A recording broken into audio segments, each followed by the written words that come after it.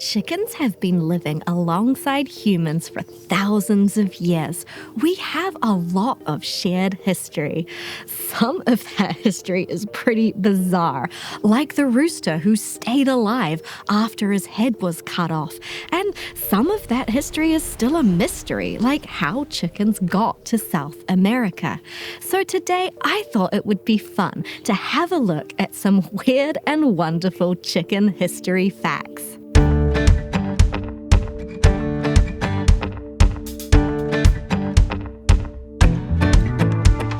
In the town of Fruita, Colorado, in 1945, a farmer named Lloyd Olson and his wife Clara were processing a batch of fryer roosters to take to market to sell, as you do as a farmer in 1945.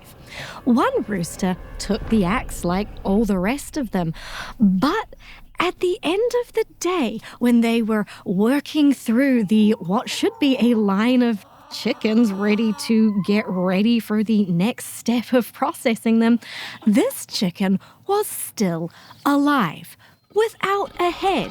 It seems like the axe hit a bit too high and left quite a large portion of the brain behind, missing the jugular vein and one ear. So this rooster had no head, but was still alive. So the Olsons put this headless chicken into a box on their porch and waited to see if he was still alive in the morning.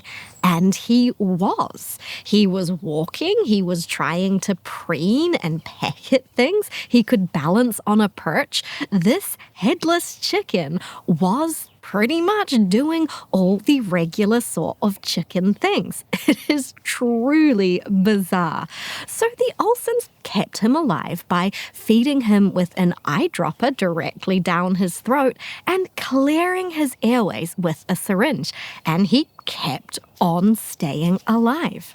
They took him to the University of Utah to have it verified officially that this chicken without a head was in fact alive, and it was verified. It is fact that this chicken continued living after he was supposed to have faced the death blow and go off to market. The Olsons took him on the road as an attraction, and he made them quite a bit of money, enough for them to be able to buy a new tractor for the farm and a nice new truck to drive around in. Unfortunately, about 18 months after Mike the Headless Chicken was created by an oopsie in a processing process, Mike choked to death because his airway wasn't able to be cleared fast enough one night in a motel while he was touring the country as an attraction. He might have kept living longer, but it's pretty impressive that he lived for so long. And the town of Fruita still holds a festival in his honor every year, which is pretty interesting. Now, the thing I find so fascinating about this story, well, aside from the fact that a chicken kept on being a chicken without a head, is that it really illustrates the fact that I say quite often, that chickens are heavily based on instinct. Their behavior is heavily driven by instincts. Mike the Headless Chicken kept on doing chickeny things, even though he was missing most of his brain, which is pretty crazy. But it is true that birds, including chickens, have quite a different brain structure, anatomically speaking, than mammals do.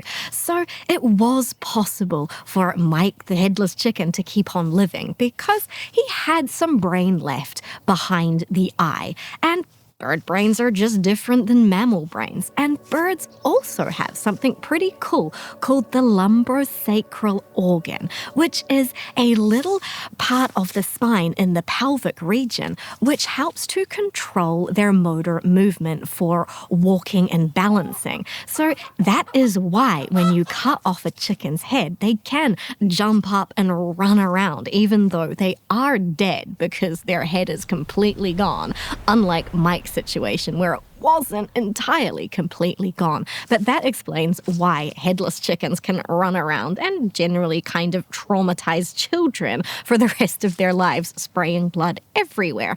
There are better ways to kill a chicken than chopping their head off, so keep that in mind if you need to do some culling.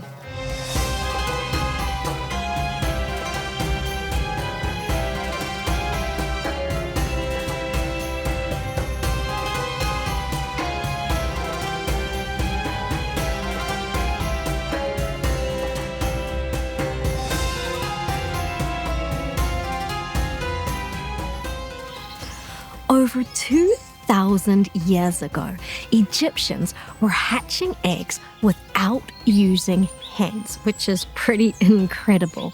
They built giant mud brick ovens with complicated ventilation systems and incubated thousands of eggs at a time.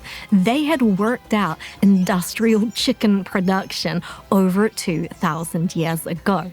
The temperatures were precisely maintained by managing the fires and ventilation, and the workers who tended the eggs lived on site so they could be constantly monitoring everything around the clock. So it's quite the undertaking and very impressive. The eggs had to be turned multiple times a day, and the temperature of the eggs was checked by holding the egg up to the cheek or the eyelid, because those are really, really sensitive parts of the human body. And the thing about incubating an egg, so when the chick is growing inside the egg, is it starts to generate its own heat as it starts to develop. So you can actually tell whether an egg is still viable, if it still has a chick growing inside it, by the temperature of the egg. So if a chick has stopped developing and died inside the egg, that egg is going to be a lower temperature than one that has a live chick still developing. And you can actually check this yourself if you're incubating eggs or if you have them under a broody hen by using the same trick of holding the egg up to the sensitive part of your body and seeing if you can see a temperature difference. And because we have all of the modern tech available to us, you can then check your findings by using an egg candler. The Egyptians also did use the process of candling eggs by using a sunbeam coming into a darkened space to hold the egg up against it, which is pretty cool because we use all of these same techniques today, and they did it 2,000 years ago. Europeans heard about these Egyptian egg incubators for centuries, and they couldn't figure out how to emulate what the Egyptians were doing. The ancient Chinese also had figured out egg incubation for duck eggs and for chicken eggs. I found a reference written in the 17th century that talked about this whole process. Now, this had been going on for a really, really long time in China before I found that reference, but that's the first reference I could find. So it's pretty incredible that both the Egyptians and the Chinese figured out how to incubate eggs without hens on a massive scale long before anyone else could figure it out. Europeans couldn't really make this happen until ultimately electricity was a thing that was available to people in order to manage temperatures precisely. Other cultures didn't need electricity for the actual heat source, but they needed it for precise temperature control. So that's pretty cool. Humans figured out how to artificially incubate eggs a long time ago, but in my opinion, a broody hen still does it better.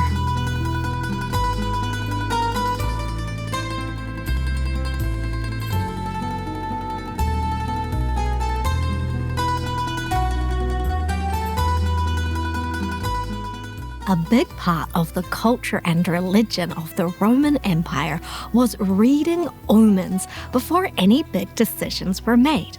And one of the ways the omens were read was observing what birds did, and this was called augury. Now, you can't always rely on birds to show up and do stuff before any big decision needed to be made. So that presented a bit of a challenge to the people of Rome. But they came up with a creative way to solve this challenge. They used chickens.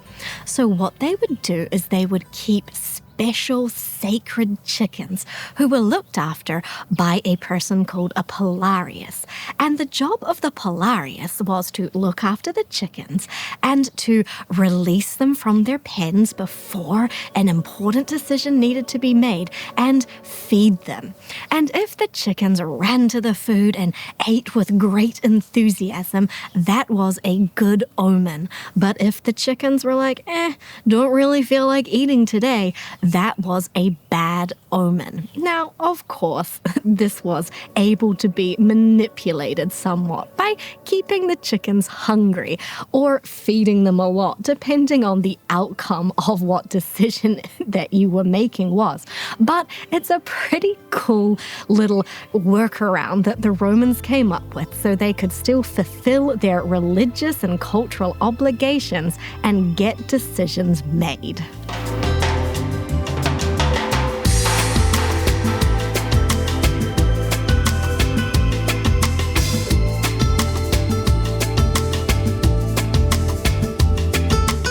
Chickens aren't native to the Americas, and it was always assumed that they got there carried by European settlers. But there is some question as to whether that standard narrative is actually how they got there. The Polynesians had traveled across the entire Pacific, and they brought chickens with them wherever they went. And there was a question as to whether the Polynesians had actually taken chickens to South America before the Europeans arrived. Now, there was a study in 2007 that dated and DNA tested chicken bones found in Chile, and they concluded that actually those chicken bones predated the European settlement of the Americas. But then in 2008, another study was done to refute that one. So this is scientists being scientists and arguing about what really happened. I would like to think that we still don't really know because I like a mystery. And the thing about some of the chicken breeds in South America is that they're pretty wild. There's the Araucana chicken, which lays a blue egg and looks kind of crazy with a tufty face and having no tail. And that kind of chicken isn't really represented anywhere else. There is a chicken breed that originates from China that does also lay a blue egg in the same sort of genetic mutation way that those Chilean breed chickens do. And that breed could feasibly have traveled via the Polynesian route, but ultimately the question remains unanswered. Well, I think it does. Science can disagree with me, but I like to think that chickens could travel around the world in all sorts of different ways.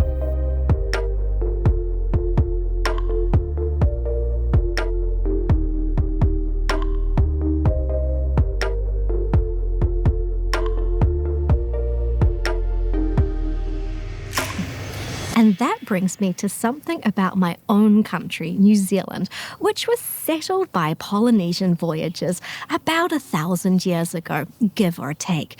Usually, Polynesian voyagers brought chickens along with them. They were one of their important domesticated animal species. But when European settlers stumbled across New Zealand later on, there were no chickens. And nobody really knows why, but I like to think that chickens did make it to New Zealand. But in New Zealand, we have a lot of alternative options to chickens. We have pukeko, weka, kaka, and and the more. So if you arrived here with your chickens and just saw all of these flightless birds that were just as delicious, and in the case of the moa, really, really huge, you wouldn't be super motivated to keep your chickens alive. And if they hadn't made the voyage, they hadn't survived, you wouldn't be that motivated to turn around and go back and get more, because you had a lot of chicken replacements just sitting right here for the taking. Chickens make for some pretty wacky history facts. We have stories about other domesticated animals. We have brave horses and aggressive bulls and loyal dogs, but none of those stories are quite as wild as the stories we have about chickens.